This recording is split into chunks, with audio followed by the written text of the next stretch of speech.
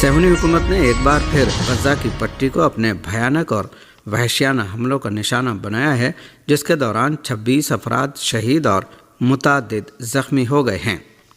موصولہ report کے مطابق جنوبی غزہ میں واقع خان یونس کے المواسی علاقے میں فلسطینی پناہ گزینوں کی خیمہ بستیوں پر صہیونی حکومت کے ہوائی حملے میں کم از کم 11 افراد شہید اور 15 زخمی ہو گئے، جن میں 5 بچے اور خواتین بھی شامل ہیں۔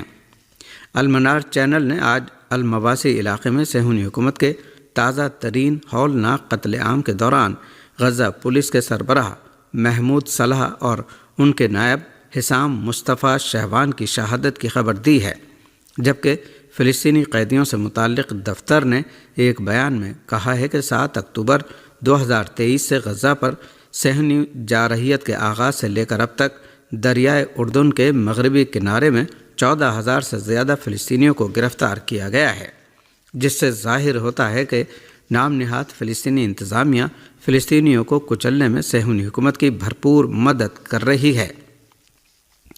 دوسری جانب صہیونی قیدیوں کے اہل خانہ نے بدھ کی شب ایک بار پھر صہیونی حکومت کے وزیر اعظم کی جانب سے حماس کے ساتھ معاہدے کی راہ میں رکاوٹ کے خلاف احتجاج کرتے ہوئے ان کے گھر کے سامنے مظاہرہ کیا اور نیتن یاہو اور ان کی کابینہ کے خلاف نعرے لگائے اور اہم شاہراہوں کو بند کر دیا۔ ادھر فلسطین کی تحریک حماس اور تحریک جہاد اسلامی نے رام اللہ میں الجزیرہ ٹی وی چینل کے دفتر کو بند کرنے کے فلسطینی انتظامیہ کے اقدام کی مذمت کرتے ہوئے اسے موجودہ حساس حالات میں ایک نامناسب اقدام قرار دیا ہے۔ حماس نے ایک بیان میں فلسطینی انتظامیہ کے فیصلے کو آزادی اظہار کی خلاف ورزی اور میڈیا کی آزادی کو دبانے کی کوشش قرار دیا ہے۔ تحریک جہاد اسلامی نے اعلان کیا ہے کہ ایک ایسے وقت میں جب عوام اور فلسطینی کاز کو اپنا درد اور اپنی تکلیف دنیا تک پہنچانے کے لیے ایک آواز کی ضرورت ہے، سیاسی حربوں پر مبنی یہ اقدام کسی بھی صورت میں فلسطین کے مفاد میں نہیں ہے۔ تحریک جہاد اسلامی نے فلسطینی انتظامیہ سے بھی مطالبہ کیا ہے کہ وہ اپنے اس فیصلے پر نظر ثانی کرے اور الجزیرہ سمیت تمام ان ذرائع ابلاغ کے لیے ہر طرح کی سہولت فراہم کرے جو فلسطینی کاز اور فلسطینی عوام کی حمایت کرتے ہیں۔ صہیونی حکومت جنگ بندی کی خلاف ورزی کرتے ہوئے جنوبی لبنان پر اپنے حملے جاری رکھے ہوئے ہے۔ لبنانی خبر رساں ایجنسی کے مطابق بدھ کی رات صہیونی حکومت کے فوجیوں نے جنگ بندی کی مسلسل خلاف ورزی کرتے ہوئے بنت جبیل علاقے میں واقع قصبے ایترون کے کئی گھروں کو آگ لگا دی۔ دوسری جانب اسرائیلی فضائیہ نے جنوبی لبنان پر وحشیانہ حملے کے بعد ایک بیان میں اعلان کیا ہے کہ فضائیہ نے خطرے کو ختم کرنے کے لیے ایک فوجی گاڑی اور ہتھیاروں کے گودام کو نشانہ بنایا ہے۔ دریاسنا بدھ کے روز بھی اسرائیلی ڈرونز نے بیروت کے نواحی علاقوں زاہیہ اور سور شہر پر پروازیں کیں اور 2025 کے پہلے دن 2 مرتبہ جنگ بندی کی خلاف ورزی کی۔ غاصب صہیونی حکومت اگرچہ جنگ بندی کے آغاز کے بعد سے اب تک بارہا جنگ بندی کی خلاف ورزی کر چکی ہے، تاہم صہیونی فوج کے بیان میں دعویٰ کیا گیا ہے کہ یہ حکومت اب بھی لبنان کے ساتھ جنگ بندی پر کاربند ہے۔ حزب اللہ اور صہیونی حکومت کے درمیان 60 روزہ جنگ بندی کے خاتمے میں 1 ماہ سے بھی کم وقت باقی بچا ہے۔ پاکستان میں سانحہ 9 مئی 2023 کے 19 مجرموں کی سزائیں معاف کرنے کا اعلان کر دیا گیا ہے۔ ISPR کے مطابق سانحہ 9 مئی میں ملوث افراد کی سزاؤں پر عمل درآمد کے دوران مجرمان نے رحم اور معافی کی پٹیشنز دائر کی تھیں۔ ISPR کے مطابق ان مجرموں کو ضابطے کی کارروائی مکمل ہونے کے بعد رہا کیا جا رہا ہے، جبکہ دیگر تمام مجرموں کے پاس بھی اپیل، قانون اور آئین کے مطابق دیگر قانونی حقوق برقرار ہیں۔ مجموعی طور پر 67 مجرموں نے رحم کی پٹیشنز دائر کی تھیں۔ ISPR کے مطابق 48 پٹیشنز کو قانونی کارروائی کے لیے کورٹس آف اپیل میں نظر ثانی کے لیے ارسال کیا گیا تھا۔ 19 مجرموں کی پٹیشنز کو خالصتاً انسانی بنیادوں پر قانون کے مطابق منظور کیا گیا۔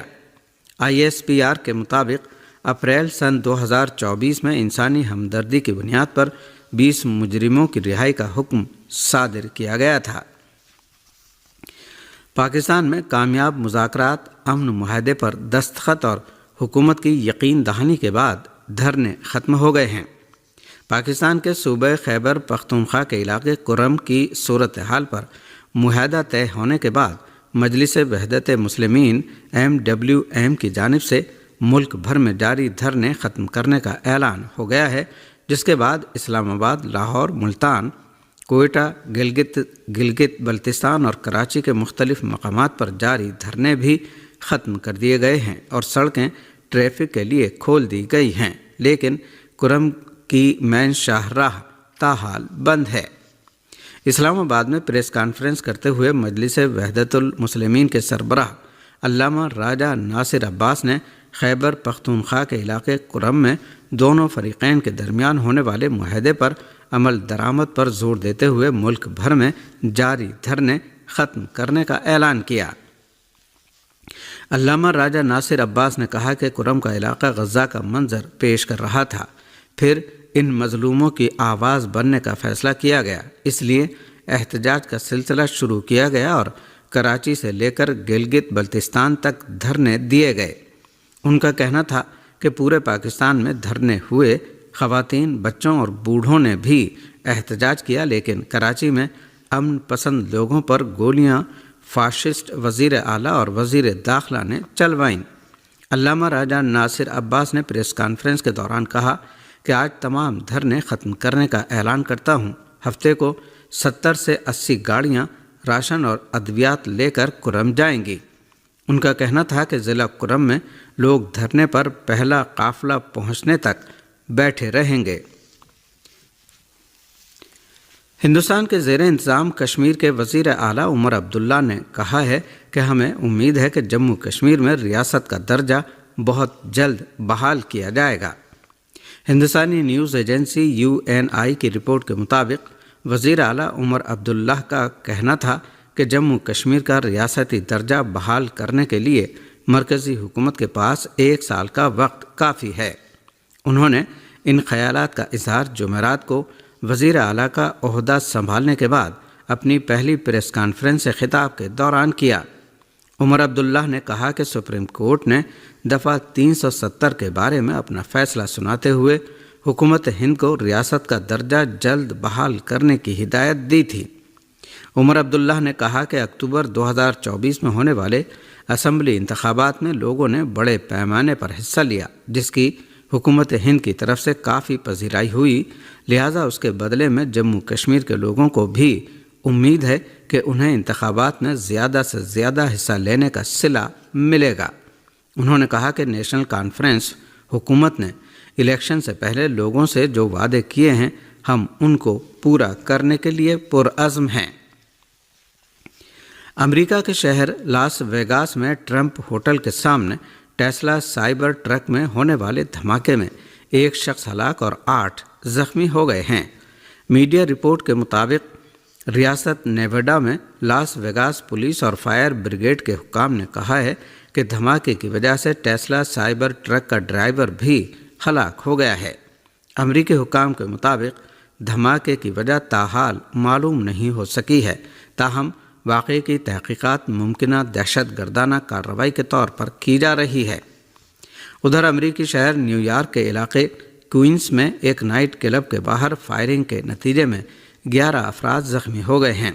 امریکی میڈیا کی رپورٹوں کے مطابق حملہ آور نے اس وقت فائرنگ کی جب بڑی تعداد میں لوگ نائٹ کلب سے باہر نکل رہے تھے۔